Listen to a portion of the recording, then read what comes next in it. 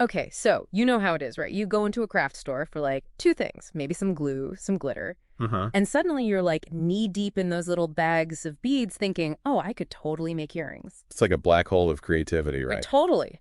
But someone's got to keep those beads organized, those aisles stocked. And today, we're diving deep into the world of the folks who do just that, craft shop managers. Yeah, I always thought of it as a dream job, like, get paid to be surrounded by glitter. Sign me up. Right. But these RoleCatcher guides we've been digging into, they paint a much more a complex picture. It's not just about loving crafts, is it? No, not at all. I Right. mean, you've got to have that passion for sure. But when I saw the what they do section, it really hit me. Hmm. This is serious business. Yeah, like managing employees, Yeah, sales, budgets. exactly. And the guide doesn't sugarcoat it either, like that work environment section. Yeah. Talk about a reality check. Oh man, I know, right?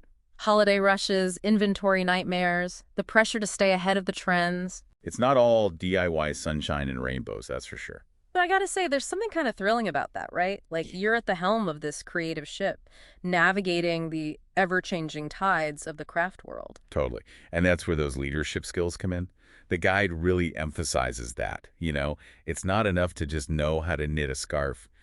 You got to inspire a team, manage those crazy customer requests. And wrangle those suppliers. I mean, imagine trying to negotiate a bulk discount on yarn during a pandemic knitting craze. Right. That's where those negotiation and persuasion skills come into play. Who knew those were essential craft supplies, right? Seriously. But you know what really surprised me? The tech stuff. Oh yeah, the technology advances section was wild, like 3D printers in a craft store. That's next level. Right. It's not just about glue guns and glitter anymore. You got to be up on the latest design software, online crafting communities, the whole 9 yards. So it's like you're not just a craft shop manager, you're a tech-savvy, trend-spotting business mogul with a glue gun in one hand and a tablet in the other. Pretty much. Wow. Talk about a multifaceted role. And we haven't even gotten to the financial side of things yet. Remember all those stats about economics and accounting skills? Yeah, I mean, it makes sense though, right? You're running a business after all, got to keep those profit margins healthy. Absolutely. Those yarn sales aren't going to analyze themselves. But it's that blend of creativity and business savvy that makes this role so fascinating. It's like the perfect storm of left brain, right brain action. Totally. And that's just scratching the surface. Wait till we dig into the career path and how to actually land one of these awesome gigs. Okay, but let's be real. How does someone actually become a craft shop manager? Do you have to like apprentice at a knitting circle for 10 years? What's the path look like? Well, luckily, RoleCatcher has it all mapped out for us. They've got this whole section on craft shop manager, career stages, and it's really interesting. It's not always a straight line, but they highlight some common starting points. Like, Well, you could start as a craft shop assistant, which makes sense. You're learning the ropes, stocking shelves, maybe even mastering the art of the perfectly arranged washi tape display. okay, so like paying your dues, but then how do you level up? Right. So then maybe you move up to sales associate, you're interacting more with customers, answering questions, maybe even giving mini lessons on how to use a glue gun without... Creating a five-alarm glitter explosion. Exactly. And all that experience adds up. Plus, RoleCatcher suggests things like volunteering at craft fairs, taking some business classes, maybe even starting your own little Etsy shop on the side. Oh, so you're building your crafting street cred, showing that you're serious. Exactly.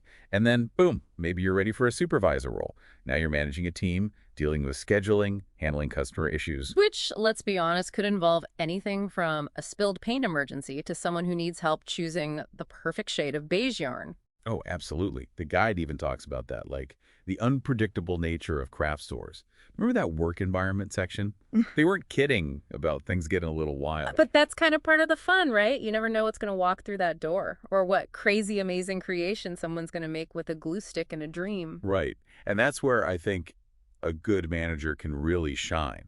It's not just about keeping the shelves stocked. It's about fostering that creativity, creating a space where people feel inspired and supported. Yeah, that makes sense. Like you want your customers to feel like they can conquer any craft project, no matter how ambitious. Exactly.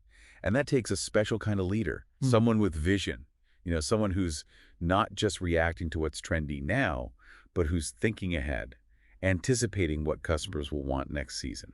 So you're not just managing a store, you're curating an experience. Exactly. You're the one who introduces your customers to something new and exciting, maybe even helps them discover a passion they didn't know they had.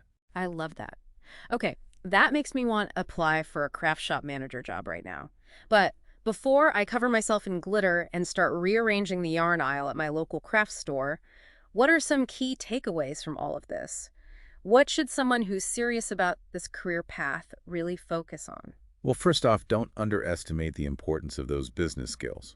You've got to be comfortable with budgets, inventory, all of that. And remember, technology is your friend.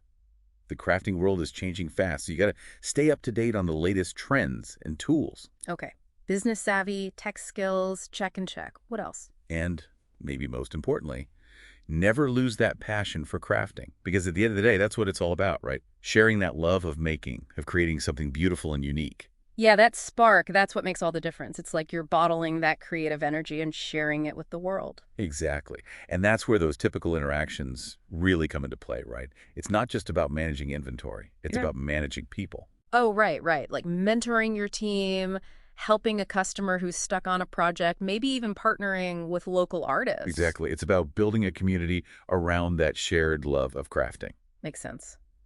So you've got your business hat on, your creative hat, your people person hat.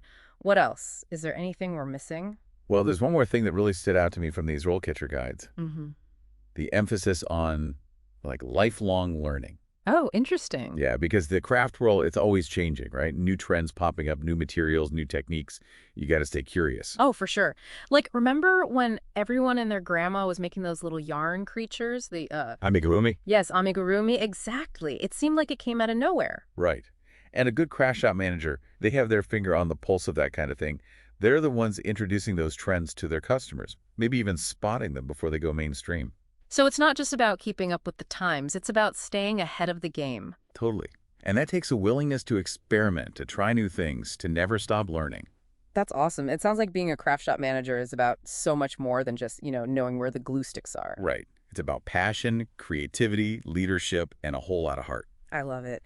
So, for all of our listeners out there who are feeling inspired, who are picturing themselves at the helm of their very own craft haven, what's the one thing you'd want them to take away from all of this? I think it's this. The most important ingredient in any craft project, it's not the yarn, it's not the beads, it's not even the glue gun, it's you. Your unique perspective, your creativity, your passion. That's what makes all the difference. Beautifully said. And that's a wrap on our deep dive into the world of craft shop managers. We hope you're feeling inspired to tap into your own creative side. Thanks for listening.